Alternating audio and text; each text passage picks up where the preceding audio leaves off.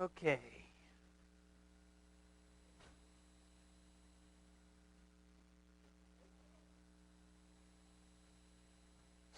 Let's wrap up the nervous system stuff we're going to talk about. We finished, chapter 4 was about the nerve cells by themselves, some neuronal physiology.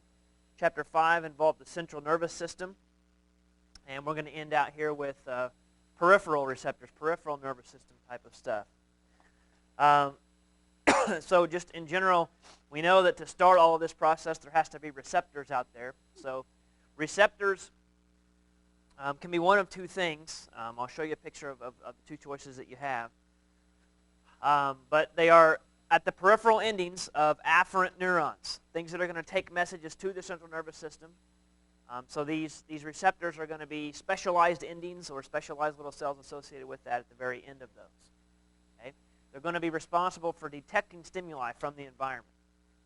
I've got a list of several different types. You can read that yourself and figure out how that works. We're going to discuss one of these, a few of these as we go along. But like photoreceptors in your light, that respond to light, like in your eyes. We'll talk about that at the end of the lecture.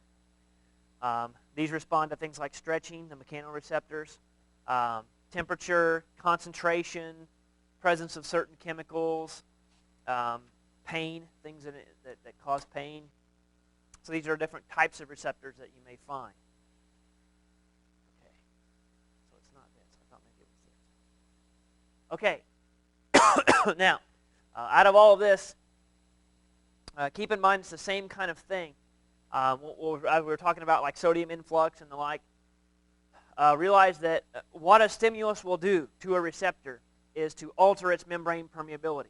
It's like, say this is let's look at this one. Say this is your afferent neuron going towards the central nervous system, and at the end of it is this little knob. And we'll say this is the receptor. This is a specialized area, okay, on that cell that can sense a change in the environment, and somehow when it responds to that change, sodium will influx and start that action potential. Okay. Now it depends on the type of receptor that it is, what it will that will cause that stimulus. It could, if it was a thermal receptor, it could be a temperature change. Those channels could respond to a change in temperature. It could be the present like a chemoreceptor. It could be that these channels respond to a certain chemical being present. It just depends on the type of receptor that we're dealing with. But in any case, something that causes them to allow sodium influx that will then start this action potential in this neuron. Okay?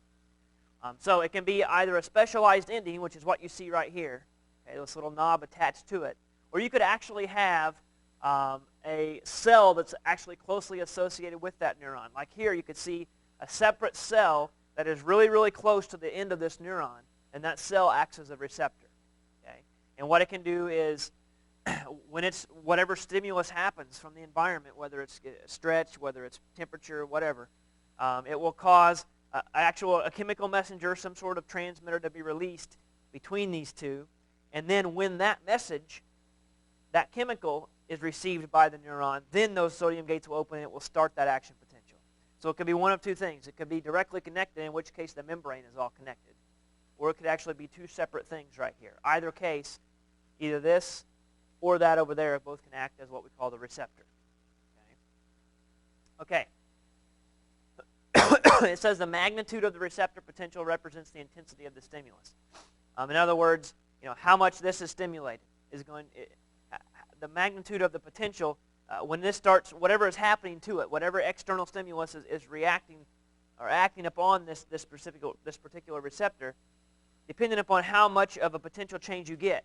How many of these little gates are open, how much sodium comes in, that's going to determine the strength of the stimulus. That's what that statement means.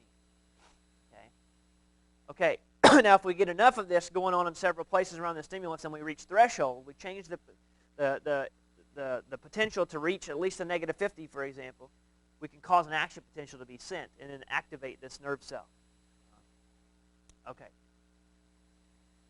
Now, adaptation. One of the things that you did in the lab, I don't know if you got to it or even if you did it, but an example could be like where you stack the coins on your arm, or else if you're just wear jewelry. Okay, like right now, if you're wearing jewelry, earrings, rings, whatever, you don't feel those. Okay, If you reach down and you turn it, then you'll feel it for a minute. But if you don't ever touch it and you don't try to touch it and you just think about it, you don't feel that on you anymore. You get used to it. You have receptors on those areas of the skin. One of the things you also did was sort of map receptors. You could see how well you could distinguish 2 points and that kind of thing. If you didn't get to do that one, that was a good one to do. You could compare the palm and the fingertip versus like the back of the neck and the forearm and that kind of thing. You should have seen some interesting results. But what can happen is something called adaptation, especially things that respond to pressure. Okay, so you have, like, for example, here.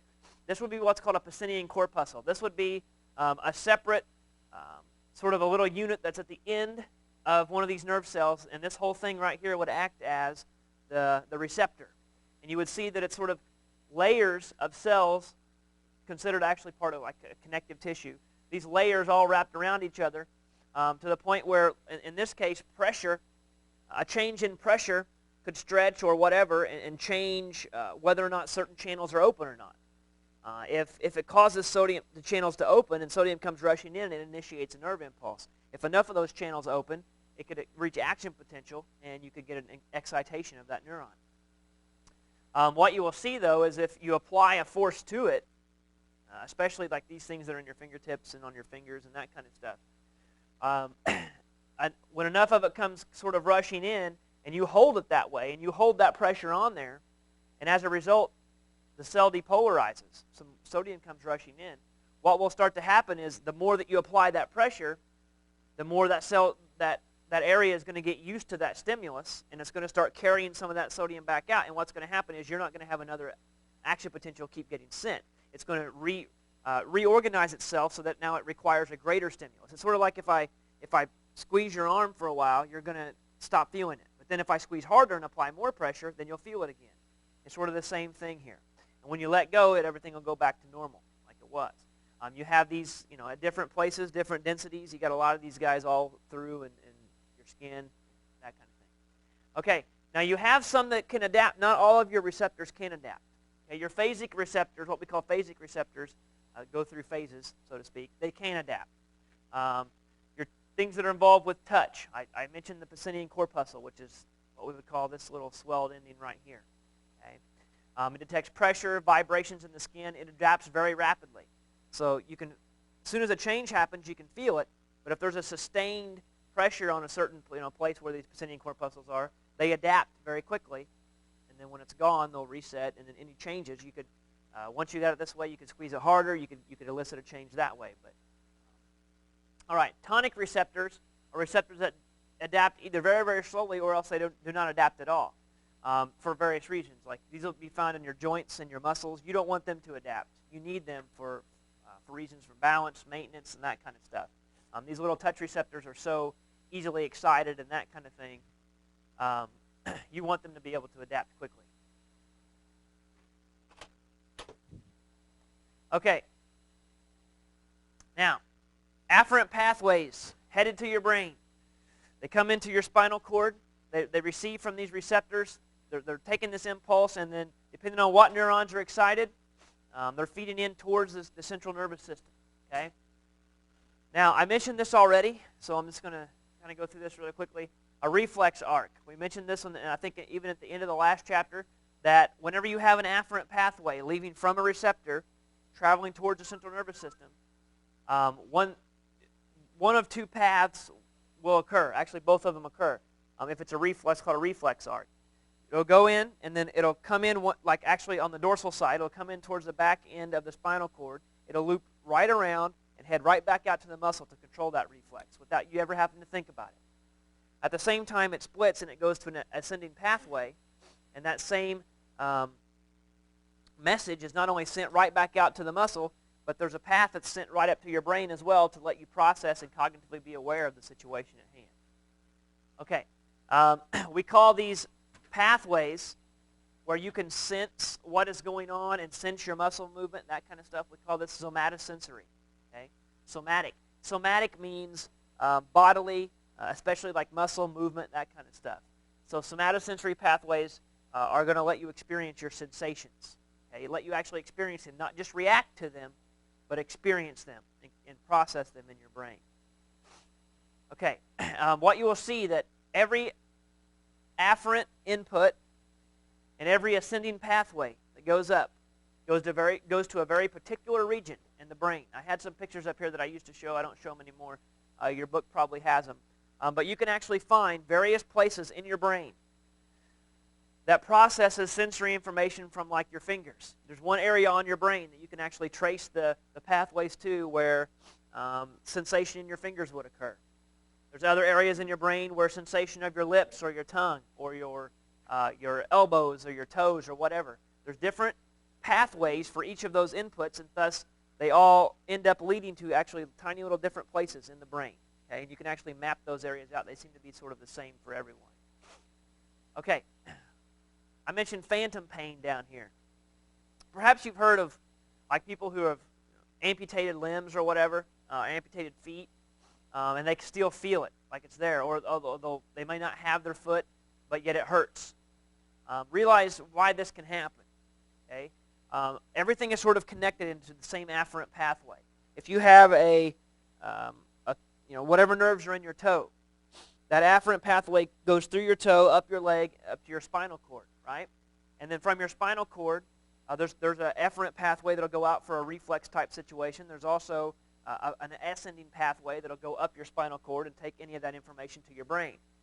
Now, at any point along that, realize what excites this and what creates the stimulus. The stimulus only affects, I guess is what I'm trying to say, is the receptor down in your big toe. But the pathway extends all the way from your toe to your brain. So if you can ever figure out a way to stimulate that same pathway, that same connection of specific neurons from your toe to your brain, if at any point along that line you could stimulate it, the brain is still going to perceive it coming from the same place. Does that make sense? It's sort of like it's all tied together. Now, usually that doesn't happen because the receptor is what starts that action potential, and the receptor is way down there. It's not up here somewhere. However, with damaged tissue, especially if it's closer towards the central nervous system, but if any time there's any damaged tissue and the nerves are open or they're frayed or there's nerve damage or anything like that, it could create some sort of abnormal condition in those nerves where they can become more easily excited than normal. Okay? Or else they can become excited without the presence of the receptors. If at any point, because of the way the nerves are laid out in that particular individual, if at any point that same pathway gets excited, realize that your brain, that person's brain, where it's being activated, it's saying in your brain, that's the pathway that comes from my little toe. So that's what you think pain is, and that's where you feel it. You feel as if, because what is a feeling? You got to realize what that is. All it is a place in your brain that's putting everything together saying, oh, my toe hurts. You don't have to look down and see your toe to know that it hurts. Okay? You've processed this pain. Well, your brain will do the same thing if you can stimulate that same pathway even though the receptor's not there. Okay? So this would be like phantom pain. This would be, one of the illustrations in the lab was putting your elbow in ice water. Okay? Your ulnar nerve, your funny bone, but it's actually true. It's a nerve, right? The ulnar nerve travels right up through here, all the way up your arm, down into your little finger. If you did that exercise right, one of the things that you will see is when you first put your elbow down in here, it's going to hurt really bad for a while. And what's going to happen is it's going to start to tingle. Your ulnar nerve will start to tingle, or else sort of feel like some sharp pain. And what you'll see is that it starts to climb. And that pain goes right up your arm, ultimately into your hand, and can even reach the tips of your little finger if you're willing to endure it all the way. The point is you can trace the path. You can see how that can trace its way up so that, when you hit that funny bone, for example, what you are stimulating, the receptor for that is way down here. But if you pinch it, like you do when you hit your funny bone or whatever, if you pinch it, you can actually cause that nerve to get excited all the way up here, and it sends the sensation all along here because this is all part of the same track that goes to your brain, even though originally it's designed to be the receptor down here. Does that make sense? Okay. I can't explain it very well. But, all right. Now, one of the things you tested in lab was 2-point threshold. How easily you can distinguish 2 points from one another. What you will find is that the actual receptors that you have are more dense in certain places than others. And why this is important is if you look at this picture, these are actually two different neuronal pathways here. Here is an afferent pathway for one neuron. Here's a separate one. And notice that it only branches out, and all of these receptors, they cover a very small area. So anywhere only around right in here, this area, anywhere in there could cause a pressure change to activate this particular neuron. Now, if you have something like this over here, you've got about the same amount of space, but the difference is what you do is only have one neuron associated with it that has multiple receptors, so that if any of those things are excited, it still only activates that one neuron. And thus you are limited as to how many inputs you are receiving from your environment that go to your brain. Now, the more inputs that you can get, the more dense these neurons are, and the more dense your receptors are that come from different neurons like this, the chances are when you move these things around, you're actually going to end up activating multiple neurons that then can feed all to your brain and incorporate more somatosensory pathways and allows you to distinguish better. It activates more different regions in your brain, and you can start saying, oh, okay, I can feel that. You can distinguish more these points a little bit better. Okay, so the greater density, it says right here that the smaller the receptive field, so like that's a receptive field, that's a receptive field. The greater the acuity, the better you are at distinguishing those as two separate points as opposed to just one point like that.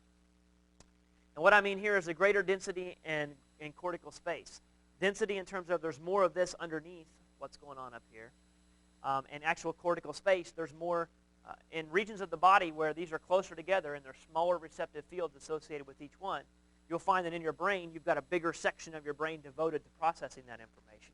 Okay? That's why like your lips, your fingertips, and those kind of stuff, those kind of places actually occupy a bigger chunk of your brain in terms of how much of your brain is devoted to integrating the input that you receive from those areas.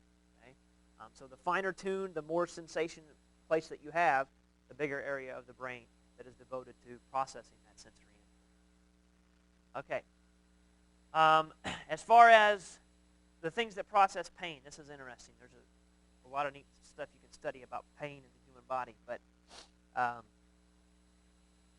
a couple different fibers are responsible for, two different types of fibers are found in pain pathways that go to the brain that you experience, that carry messages that you experience as pain. We have what's called A delta fibers and C fibers. Okay, the only reason I mention these is to just show you the comparison between the two. Sort of like you can think of this as the things that happen, when they happen, they immediately produce pain versus like the things that happen and then a few seconds later it starts to turn into a dull ache kind of thing. Which one's going to travel faster, which one's going to travel slower.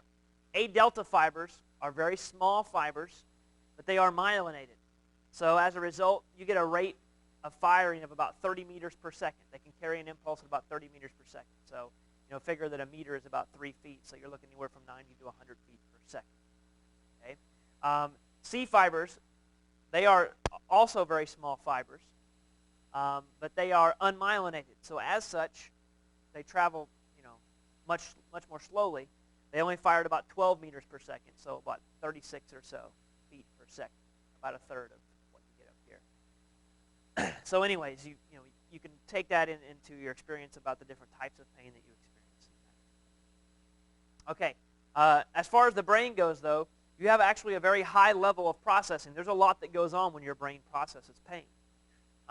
The ascending pathways for pain are in the somatosensory cortex. There's an area of your brain, especially right here in the parietal region, lobe of your brain, where all this specialized area is located that receives input from these receptors all over your body, especially like your sensation, that kind of stuff, from the different places on your body. But also, not just that, that's more, well, that's still reasoning, but the thalamus as well, it incorporates the thalamus in this, the networks that are going up, the ascending pathways, rather than just going to the somatosensory cortex. That same pathway will also branch and take information to the thalamus, also take information to what's called the reticular formation. The point of this is, when you have a pain input, it actually branches out and goes to more than just one place. It incorporates various regions of your brain. So when I say it's higher level processing, I mean it incorporates more components of your brain, okay, to integrate and to experience that pain. It's neat, though, because the brain has a built-in analgesic system. Of course, analgesic means it has the ability to counteract pain. Okay, So it has its own sort of pain suppression type of techniques. And this is interesting because it actually has opiate neurotransmitters that it uses to suppress these pain and this pain pathways. So you could actually diminish the pain. And some people have a much higher tolerance for pain than others. Some people have abnormal conditions where they feel very, very little pain, no matter what you do with them. And these are all biochemical, neuronal type of problems. If you have these neurotransmitters such as this that are involved in this analgesic system in the brain, it's very detailed and they don't know all the parts to it. But if something goes wrong there, and this is allowed to stay in the synaptic gaps, if it's over-secreted, hyper-secreted, whatever, that's going to suppress the pain pathways in that particular individual. So there's certainly a biochemical difference amongst us all. I mentioned acupuncture here. Of course, non-traditional medicine, Western type of medicine, Eastern type of medicine, is starting to come back a little bit more in our society. Mostly because people are getting fed up with the healthcare industry and things not working, and over-medication and all that kind of stuff. But I'm not saying it's good or bad. I'm just saying you're starting to see a little bit more of it. There's not good. I'm not saying it doesn't exist. I'm saying as of yet, there's not any real good evidence of all of this. Some people will say all the evidence you need is that it works or whatever. Well, that's fine. But as far as like actual research studies, they're not sure how this would work. But the best theory is, did they figure out through trial and error how to tap into some of these pain systems that I'm talking about, some of these pathways that are associated directly with pain, whereby by actually stimulating, whether through pressure, whether it's a pain induction itself or whatever, by stimulating these afferent, these ascending pathways to the brain that are involved in this pain network, can you cause some of this to be released? And as such, can you alleviate pain just by activating certain neuronal pathways? I don't know. It's certainly theoretically possible, but just because it's possible doesn't mean it's probable. It's two different things. Okay. All right. This is very interesting, although a bit daunting. How your eyes work in phototransduction. I'm going to mention the way we're going to go out with this now is, I don't have a lot from Chapter 6 and Chapter 7. Okay? What you see is what we're talking about up here. But I'm going to go out and I'm going to talk about how your eyes work and how your ears work, and the olfactory, how the nose works, and that kind of stuff. So let's take a look at, just because these receptors are very unique, they're very neat, so we want to focus on a couple of these. Now, from basic anatomy, Chapter 15, I believe, in your book was the senses, special senses chapter. You would have at least talked about rods and cones. You would have talked about this kind of thing here, what you see, the retina, where it's at. You may not know all the biochemistry behind what happens of phototransduction. That's fine. But keep in mind that what we're looking at here is the back inside of an eyeball. Light travels through the pupil, and as it travels through the aqueous, through the vitreous humor, gets all the way to the back wall. The back wall is where your retina is, and your retina is the place that's going to contain these cells right here that I'm talking about. Okay? So the direction of light, and this is kind of odd. This is what's interesting about the photoreceptors. The direction of light is coming in this way, so this person will be looking this way. What's interesting is, up here is where the nerves actually get activated. Okay? These are actually the nerve cells that carry an action potential. The interesting thing is that the light actually goes right past them at first. It doesn't activate them when they're out here. It actually travels past them and goes all the way to the back wall, okay, back to where the back end of the retina, and activates. It starts activating in reverse. It starts activating this, and then you move your way up in this direction. Okay. Now, take a look at, I'm just going to look at one of these. They sort of work the same, but I'll explain the difference in a second. But look at the one on the right. We've got an outer segment here. We've got an inner segment right through here. And we've got a synaptic terminal right here. Okay? This is the rod because of the way it's shaped. That's the cone. I want to take a look at just the rod for a second. Now, in this area right here called the outer segment, imagine taking an up-close view of it, pulling it out. You see like a stack of pancakes or whatever right here. Okay? All right. What you have here are folded membranes, cell membrane. Okay? Let's take an up-close look at one of these and you're looking at a membrane bilayer that you see right here. So notice how many of these things right here that you see are going to be within this, and how many of those are within this. So we've got a lot of stuff going on here. We're just going to look at one of them to figure out how it works. Okay, what you have in phototransduction is light comes through here and actually comes in. The energy from light is a wavelength, is the energy in the form of a wave. It'll come in here, and what ends up happening, it actually comes in contact with this molecule right in here. These are like little channels. They're not necessarily channels, transport channels, but they're little proteins embedded in this membrane that have in the center of them another molecule. Opsin is this whole protein out here. Retinine is this inside little guy with a head and a tail. I'm going to show you a better picture here in a second. But he's in there. And what happens is when light shines in, some of the energy from light gets absorbed by this little guy right here. And what he does is his tail, see how it's kind of bent up like that? When he absorbs some of this energy, he actually sort of just stiffens out and sticks out his tail. And when he does, he sort of splits this open a little bit. What is not shown up here is there's a chemical tail attached to this opsin molecule. And when that becomes activated, when it stiffs out like that and changes the shape of everything in here, it spreads this out and it pops that tail out. Now that tail is going to become very important. I want to see if I can explain this. If you don't follow it exactly, it's okay, but see if you can stay with how this works in the eye. In normal cells, okay, in nerve cells, you have like a negative 70 type of potential. Okay, you've got a buildup of sodium on the outside, buildup of potassium on the inside. You're waiting to achieve threshold potential. If you achieve threshold potential, sodium ion gates open, rapid influx of sodium. To counter that, rapid efflux of potassium, action potential. Got it? Just like that. Okay. All right. All right. Now, you got that. Now, in the eyes, it's backward. Okay?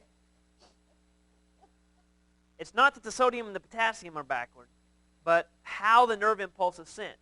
And I'll tell you the reason why. The reason why is because back to when we talked about excitatory and inhibitory. Okay?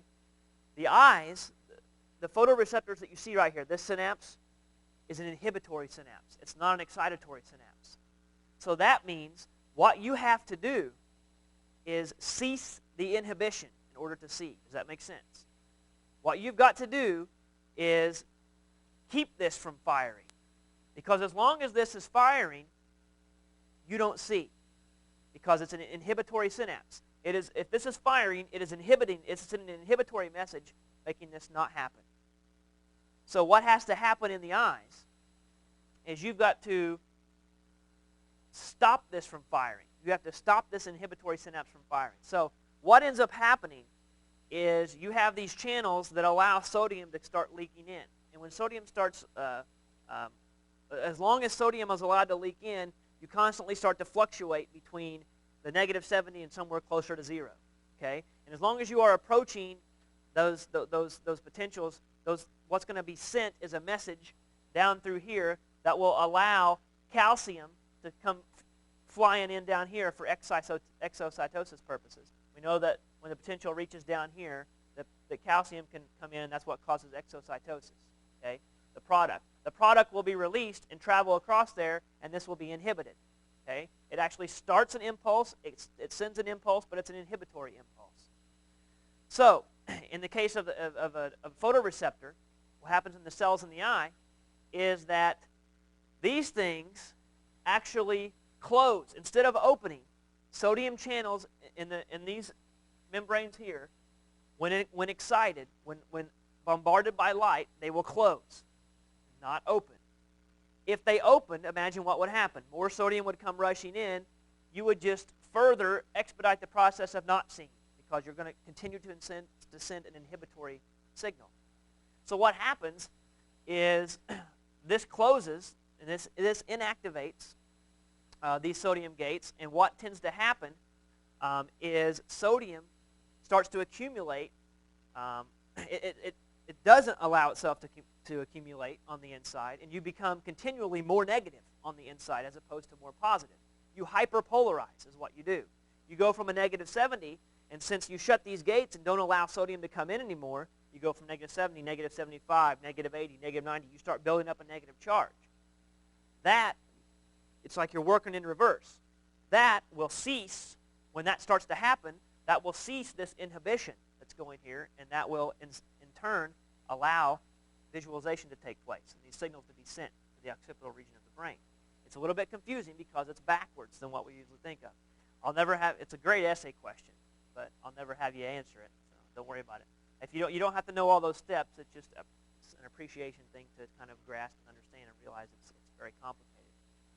But what I mentioned, like this tail and stuff down here, is what is different is this is not a sodium channel right here. This is these two together are called rhodopsin. They make up a chemical known as rhodopsin. This is a retinine and opsin. Together they make what's called rhodopsin. Okay? Now rhodopsin is not a sodium channel.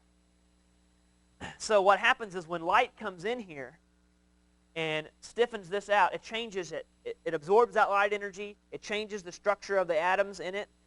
It doesn't add any atoms or take any away. It just redistributes them in a different way. And it causes this to sort of spread out and open. What that does then is flips this little tail down. Now, what is controlling the sodium inside of these cells, which is also different than the other nerve cells we talked about, and you don't have to know, is a second messenger system.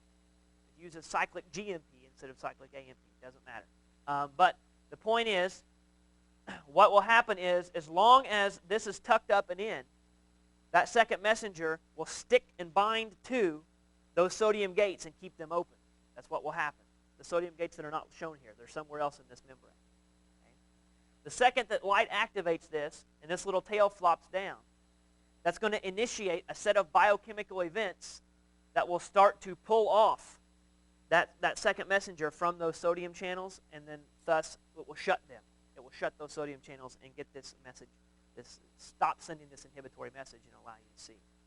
All right, well, now that you can explain all that thoroughly back to me, I'll show you an animation that's sort of about what I'm talking about with this flipping here. But at the same time, remember, rods are different than cones because rods can be stimulated by any wavelength of light. Now, I don't know what you know about colors and what colors are, but all the different colors that we see, the reason that colors exist is because of all the different wavelengths of light that exist. Light is electromagnetic energy. It just is traveling through space. And there's some that are really, there's some of these waves, it's sort of like if you had a jump rope and you were snapping it. You could snap it really close together and get a whole bunch of waves going really fast. Or you could slow it down and get a big distance between waves. We call that wavelength. Okay?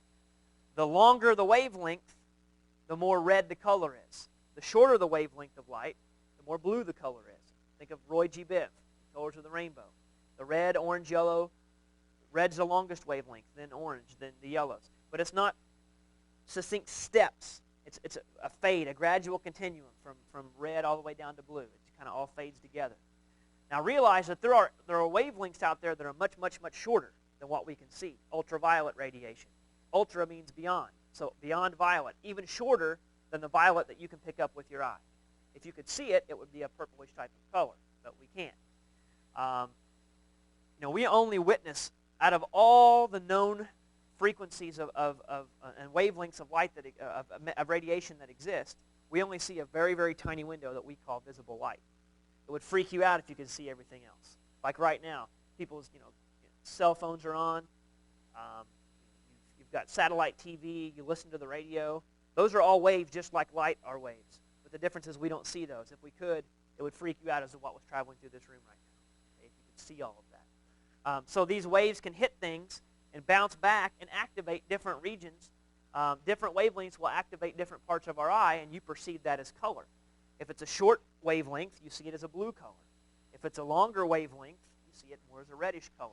Okay, so you can see how it all kind of fades together, and we see all these different colors. Rods, however, realize that they are open and respond to all wavelengths of light. They are not specific.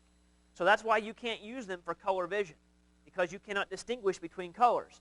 Either you have a certain a certain packet, a whole bunch of light that's in a bunch of different wavelengths. They come in and they start to activate these cones. This is why we use it for dark vision. That's about all it's good for. It can pick up any wavelength of light, but we can't. It's not specific enough to separate it out into individual colors. Now, cones, on the other hand, have red, green, and blue. And what that means is green is about right in the middle of the wavelengths, right? Red, orange, yellow, green, and then blue, indigo, violet. So there's three there, green's in the middle. So you've got red for the long, you've got green in the middle, you've got blue for the small. Those are three cones, and they overlap a lot in terms of the wavelengths that they can pick up. But those are, there's different types of these cells right here, and each one of them specializes in either the long end of the light spectrum, in the middle, or the short end. And they can pick up different wavelengths. So if your green cones, if you have if you have some sort of image and you're looking at it, and the wavelengths are coming into your eye, if a lot more green cones are being activated, you're going to see more green color. If you see a lot more blue cones activated, you're going to see a lot bluer color. And you can get mixtures in between depending on how many blue cones are activated, how many red cones, how many green cones, etc. Okay? Now, if you have a deficiency in any of those cones, that's where color blindness comes in. If you cannot stimulate them as much as you should, if they are not responding, or if a genetic mutation allows you to be born without a certain one of those cones and only two of them, this is where color blindness would come in. For example, if you are red-green colorblind, you don't see that number up there right now. Anybody colorblind? Everybody can see that it's 18? 29. All right, let me show you a video here real quick. Maybe. Notice I say vitamin A is a precursor. You've heard of like eating carrots, it makes you see better. When I say precursor, chemically, vitamin A, the chemical structure of vitamin A is a precursor to that molecule of retinine. Like you've heard of carotene, beta-carotene. There's a lot of carotene in carrots as well. But retinine, you can take the vitamin A, and through a couple chemical modifications that our body can do, it can form retinine out of that. And that's what it does, and that's how it gets a lot of these molecules. So technically, if you supply your body with more things like, carrots or whatever, you could form more retinine. But just because you're forming more retinine, if you already have plenty anyway, it's not necessarily going to make you see any better.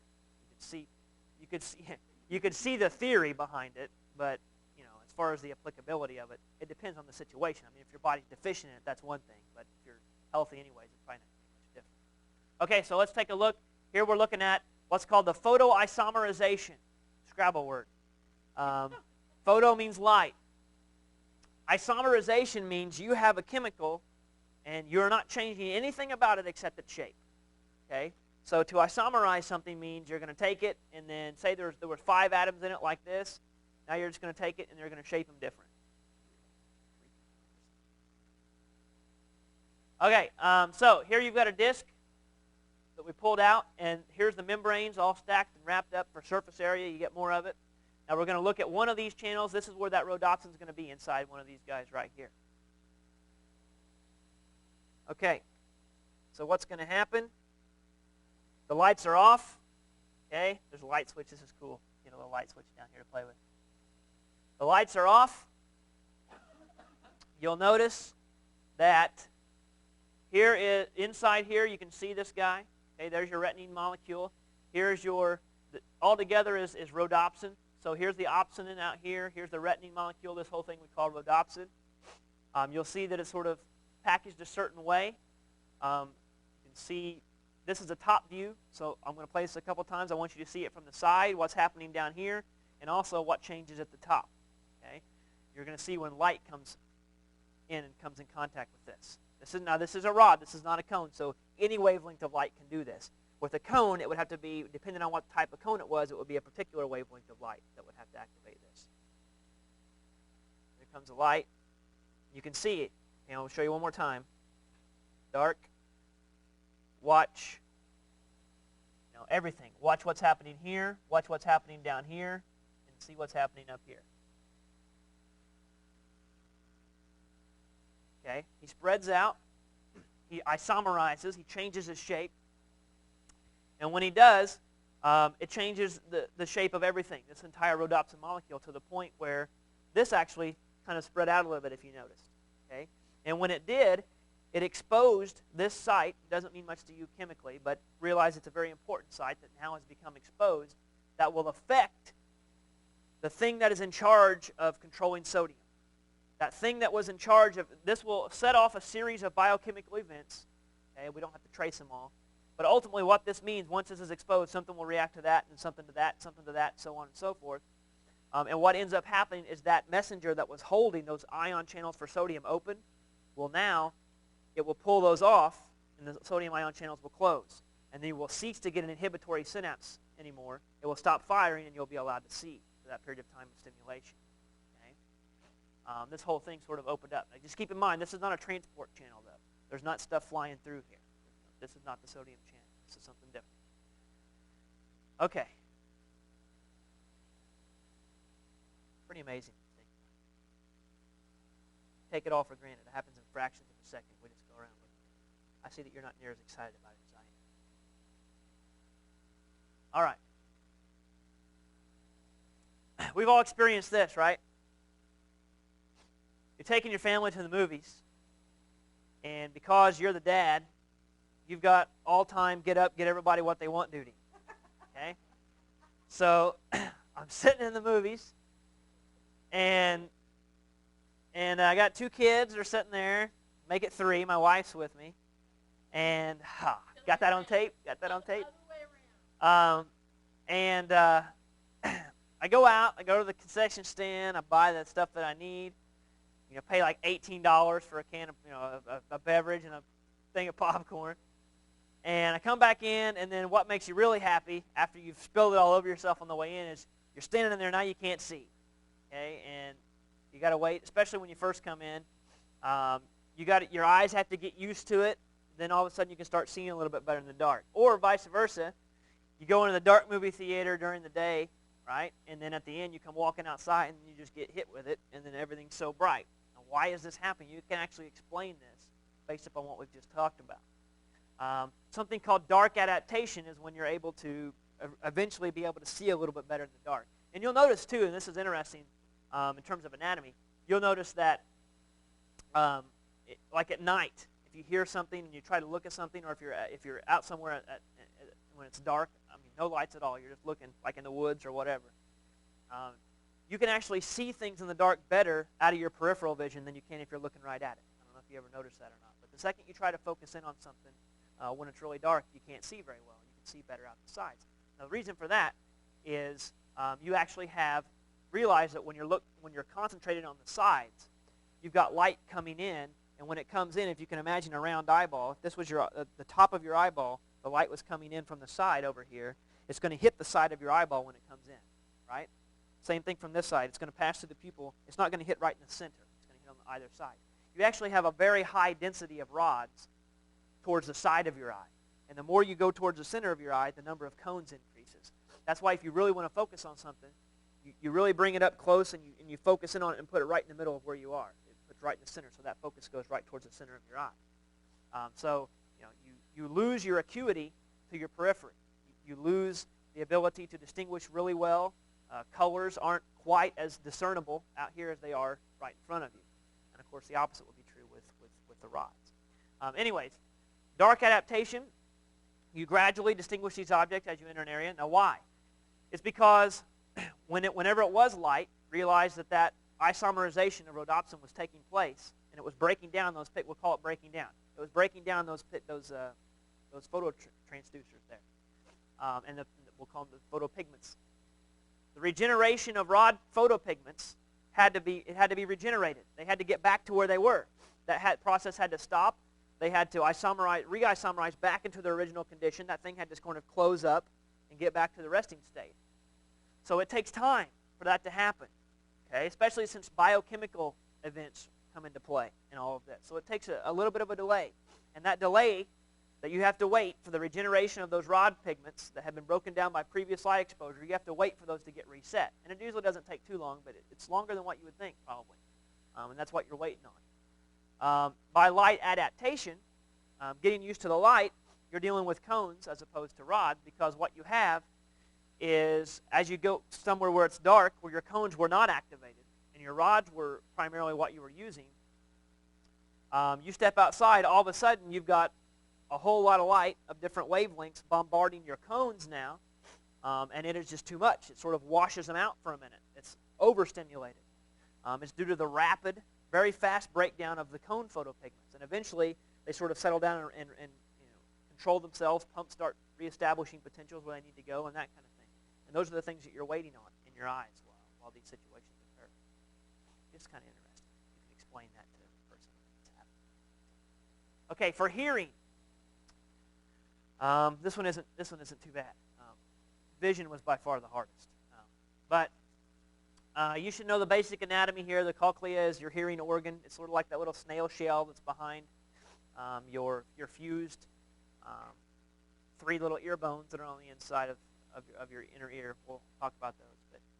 But what happens is, the reason, I don't know if you pay attention to this or not either, but the reasons that you're hearing me right now is because I am taking air, I am forcing it past my vocal cords. Now realize that when I force it past my vocal cords, what my vocal cords do is create disturbances in the path of the molecules that are coming out of my mouth. For example, if you were in a pool and you start making waves, the pool is made of water molecules. So you could actually push water and make it move because there's enough molecules together where you can push this quantity and make these molecules move. You can create disturbances in that. If you do it nice and steady, you can see patterns and waves go from one end of the pool to the next. If some smart aleck is in the middle, they could come up and as your wave is coming, they could disturb it. They could try to push in the opposite direction. They could stop it. Imagine if they had the ability to sort of take these giant paddles and come up and just stop it for a minute and then let it go. It'll look a little bit different than it did. Okay? You can space it also. You can create spaces between those waves. We call it compression and rarefaction. What happens is as I force my air past my vocal cords, I create pauses in the waves that are coming out. The waves in terms of molecules. Molecules are flying past. Air molecules are flying past. When they do, they create disturbances. They cause certain molecules in the air to compress, get closer together, and there's spaces between them. They have these little packets of molecules that start traveling through the air. Now, when those little packets create those little waves and they come into your ear, they cause little tiny vibrations against your eardrum, your tympanum, and that gets passed on into fluid. As that fluid starts to vibrate just the same as your bones did, it passes over little hairs, and when those hairs get bent, they send a nervous signal. They allow you to hear. Okay, so I'm going to talk about that. That was just an overview, but we're talking about this hair cells in the cochlea are disturbed by vibrations of airborne sound waves. Okay? You can have a mechanical deformation of these hair cells that can create action potentials. Meaning you can actually take this hair, and when you bend it, I'll show you why here in a second. When you bend it, channels can open, and an action potential can start, and when that particular nerve is activated, it sends a message to the brain saying that you are hearing. Okay? All right, so we've got the external ear. You should sort of know these structures already. The pinna is the actual big fat part of your ear out here that sort of collects funnels in these sound waves that you are hearing. The external auditory meatus is the hole in your head, basically.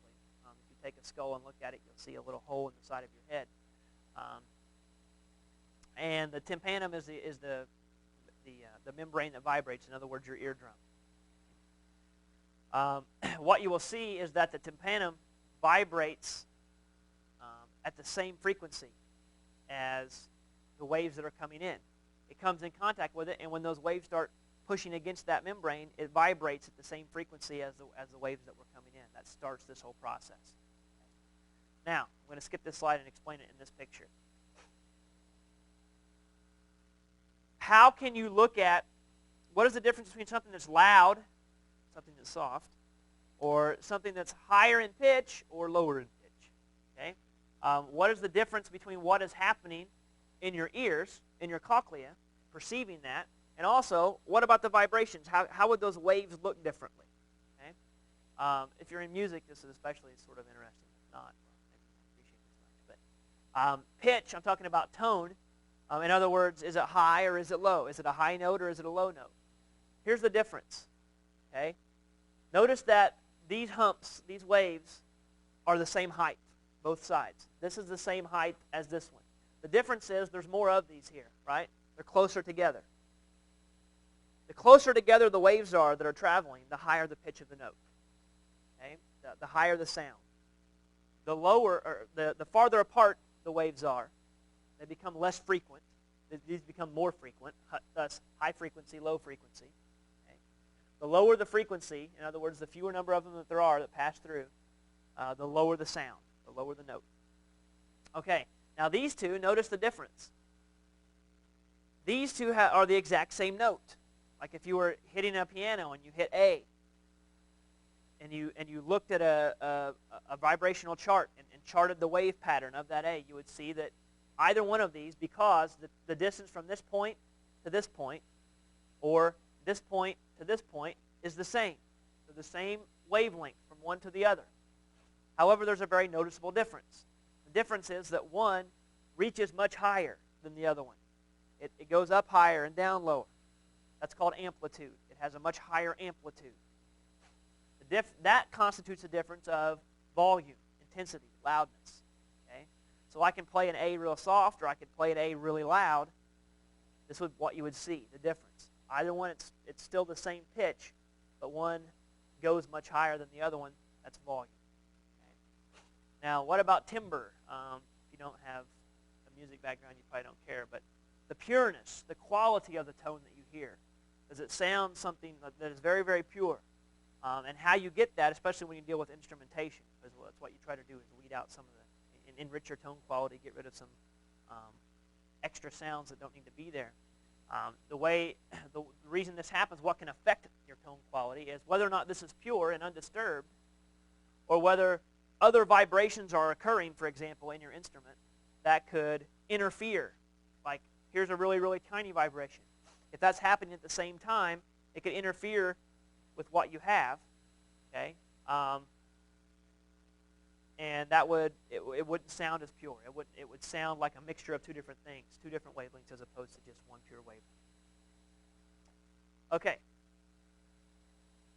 Take a look at the ear. Here's the external auditory meatus. Your compression, rarefaction of waves are going to come in this way and start to vibrate this, right? The malleus, incus, and stapes are going to all be fused together. They're going to all vibrate together, and they're going to vibrate against this area right here that's going to be all filled with fluid. So you're going to start making a wave like in a wave pool is what's going to start happening. And that wave in the wave pool will be identical to the wavelength that came in here to start with. And then what you're going to see is that wave, these waves that are created in this fluid are going to pass through various regions. If it's a very long frequency wave, okay, if it's a very long, it's a very low frequency, you will see that it'll actually travel much farther and affect these hair cells up here. This is all lined with hair cells right through here, like on that pink line. Actually, the pink line is sort of like a jelly layer. Right underneath that pink line is where all these hair cells are. Okay? If it's a really sharp, high-pitched sound, it's not going to make it very far. It's going to go right here, and these are going to be the ones most stimulated by high pitch. I'll explain why in a second. For example, when older people get older, like especially the males, but anybody, they tend to hear lower sounds much better. They start to lose the ability to hear some of these high-pitched sounds. I'll explain that in a second. Okay, this whole thing here is like a snail shell thing called the cochlea, and the organ of Corti is inside there, and it actually is this jelly-type layer in here that has these hairs attached to it. Okay, take a look at this.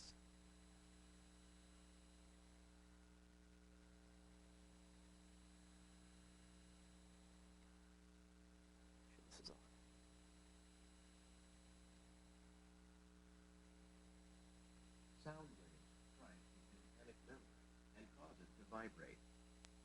Vibration of the tympanic membrane causes the three bones of the middle ear to vibrate. The footplate of the stapes vibrates in the oval window. Vibration of the footplate causes the perilymph in the scala vestibuli to vibrate, which in turn causes displacement of the basilar membrane.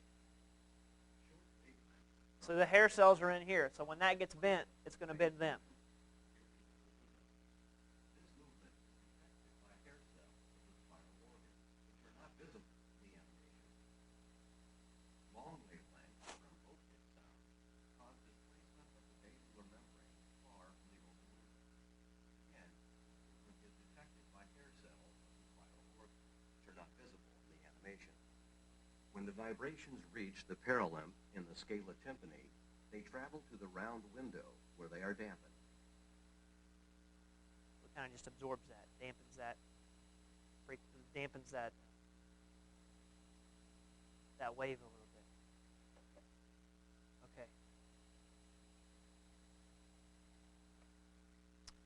Okay. Now, what I've got here is what you sort of what you just saw. It's got arrows representing where these waves are going, where they're traveling, but it's better to watch it actually happen. So look at this. This will freak you out. There's one of these sounds. It's a little disturbing. Okay, so what happens in a high-frequency sound? Something that's kind of high-pitched, thus high frequency. There's a short distance between the waves. Where in this apparatus, where in this entire, the whole thing is the cochlea, and you can see that there are different regions named a little bit different. You don't have to know all of those. But this right here, you'll see is where you can't see those tiny little hairs, but this is where they would all be lined up, okay, in this region right through here. This has all got fluid. You'll notice up here that what's called the apex, this end of this organ, is very loose. It can flip around real easy. It doesn't take much to disturb it. Down here, you become much more rigid. The closer you are to the beginning, it's more stiff, it's more rigid, and you gain flexibility of this thing the farther out you get. That's going to be important here in a second. Okay? So look at a high-frequency sound.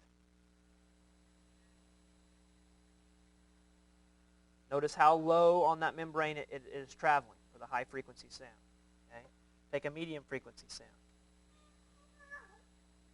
Yeah, I don't like that. A little bit farther up. Okay? Now, as far as a low frequency,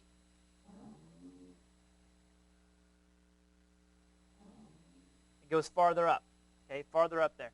Now, think about like as you get older, you lose the ability to discriminate. Like, have you been watching the commercials where the people have the real high-pitched cell phone rings now or whatever? Like, you haven't seen that? Like with the kids in school and stuff, and the ringtones that are really, really high-pitched that older people can't hear. So they were worried about it because they're talking about like cheating in class, and like you could text each other and you could, communicate without everyone extra. They could hear the sound when older people could not hear the sound. Sort of like how a dog can hear a dog whistle, but we can't. As we grow older, we lose the ability to differentiate, especially down here in these very high-pitched regions, because it's more stiff, and because it's already more stiff, it's more prone to remain stiff and be affected and be less responsive to the environment as time goes on. Up here is where we gain more flexibility, so this tends to be affected last. Even if it starts to stiffen up, it loses its ability. Some of the hair cells go bad, whatever. There's still plenty of flexibility up here to hear some of the longer wavelength, lower pitch sounds. Some people, even young, can't even discriminate between some of these real high-pitched like ringtones that are out there right now. They played it on the news, and I didn't get to watch it, so I don't know if I can hear it yet or not. But my wife was disturbed. She felt like she was getting old because she couldn't hear it. Because she said they would play it, and they were pushing the button. She thought they were just messing with her, just to be mean. But pushed the button, and she didn't hear anything. So, anyways, it depends on, the frequency is going to travel a certain distance and affect certain. These are going to respond to low frequencies. These are going to respond to higher frequencies. That's all you got to get out of that. Okay.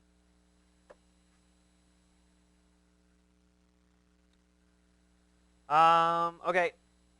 As far as how do these hairs, whenever they bend, how do they send a signal? And that's what this one's going to show. It's in a fish, but it illustrates the same point. Makes me want to go fishing. All right, so here's what we got. If you take a look at, in the case of fish, this is really interesting because people always, how do fish travel so well in schools? How can one at the very front make such a sudden change and everybody follows? Birds can sort of do the same thing when they're flying in the air. Did you guys see that one thing on the news? I don't know if it was a news show or if it was actually the news where those birds, there was a group of birds somewhere, and they were doing something real freaky. It was like a whole big flock of them, and they were like drawing art in the sky, and they would make these weird patterns, like it was totally abnormal, like birds weren't supposed to make.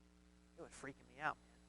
I have to find that. But anyways, in the case of fish, you can make the analogy as like we have in our ear cells. They don't have ears; they don't hear, but they do have a lateral line that runs like a nerve line that runs the length of their body. And this allows them to hear, so to speak, pressure changes that are around them in the water. They respond, right? I mean, if there's a fish in the water and you slap the water behind it, it's going to go, even though it doesn't have ears. It does have a highly sensitized system where they can sense pressure and disturbances in wavelengths very well. So it works the same way, because within that are going to be these similar types of hair cells like we have in our cochlea. So we can use this as an example. Here you've got these cells. Now really you don't have springs and levers on your hair cells, okay? But we can, molecularly, we can make that analogy to sort of like that. But you can see that here's some channels that are open, allowing some, a leak of sodium to come in. Whenever these things get disturbed, because of the way that they're connected, like you see here, and as I'll show you, when they become disturbed, it allows them to position themselves to become more responsive and open up even more and let more sodium come rushing in to initiate an action potential. So another fish swims by. You can see the direction in which they move, and it opens up even more channels now than what normally would have been open, and it can create an action potential. So this fluctuation, this moving back and forth, physically and mechanically can cause gates to open that normally would not open. And as such, you get that action potential to start. Okay, a lot going on. It doesn't want to go fishing. Yeah, I don't got time. Don't got time. Okay, already talked about this. Oh, one thing I will say here is temporal lobe of your brain, right? That's where all this is going. This area of your brain, the nerve cells that collect and feed out of the cochlea go to this region. This is where the sensory input starts. Certainly not the only place it goes, right? Because you can hear a certain sound, hear a certain song, and equate that to a certain experience and a memory. So there's obviously more pathways involved, but heavily focused in the temporal region. A couple of different ways to have deafness. You can have conductive or sensorineural. Conductive just means you have a problem with the bones, those first three bones that are fused together. If they get too tight and too locked and too fused together, they don't vibrate like they're supposed to, and that would be conductive deafness. It doesn't conduct that wave like it should. Sensorineural deafness is when you have a problem with the actual little hairs that are inside the cochlea. They don't respond. They're damaged. The channels don't open like they're supposed to.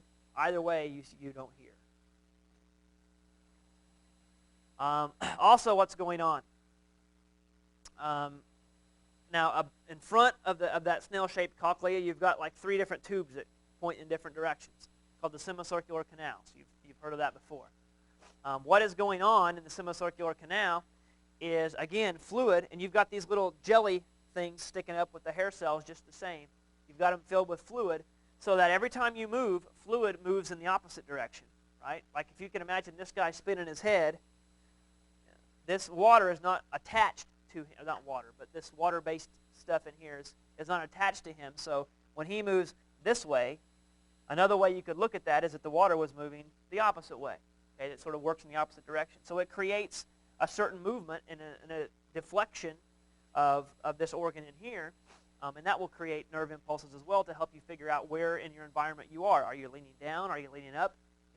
With your eyes closed especially, you can still get an idea as to which way you're leaning. Because of all this kind of stuff. There's an animation I want to show you. I think I'll just show you the picture.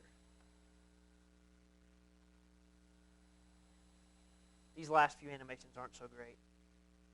So, kind of freaky actually. So you can read this as we go along. There's no sound.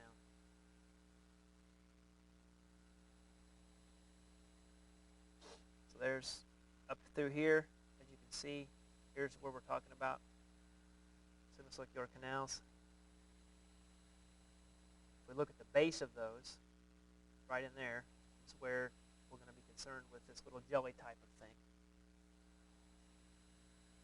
So here's some fluid up there floating around, and depending on where you move, like if you tilt your head down or whatever, that fluid will move that jelly, and in turn move the hairs that are attached to that jelly. There you go. So there you're leaning down. That will activate those. It will send a nerve impulse along that nerve, and your brain will process that and tell you, hey, stupid, you're leaning down. Okay?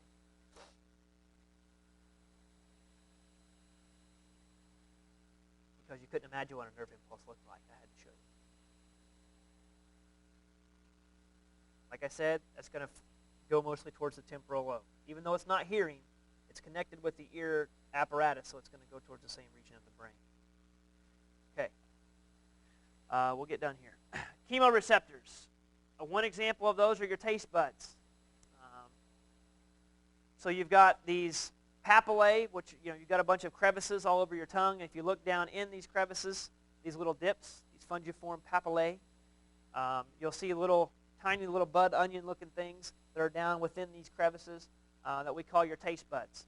And your saliva will dissolve these chemicals. Those chemicals will come in contact, and certain chemicals will cause certain gates on these things to open. And when they do, that excites certain nervous pathways that allow you to process the different tastes that exist. Here's the ones that are known: salty, sour, sweet, and bitter. And of course, the fifth one, the new one, it's been isolated as umami, sort of like that meaty protein, steak kind of flavor that you can get. Good flavor, no steak. I love steak. Whew, sounds good. Okay, now realize that when you intake a chemical, you're not going to get just one of these things activated. There's a lot of different chemicals in the food you eat. They're all going to spread out and activate certain ones in different numbers, and all that together gives us all the different kinds of tastes that we can experience. So, one thing I want to point out here. Well, two things. I forgot this one. You do have a pathway from the taste buds that goes through your limbic system as well. Remember what the limbic system was for. It allows you to associate emotions and thus behavior type of things associated with the experiences that you're having.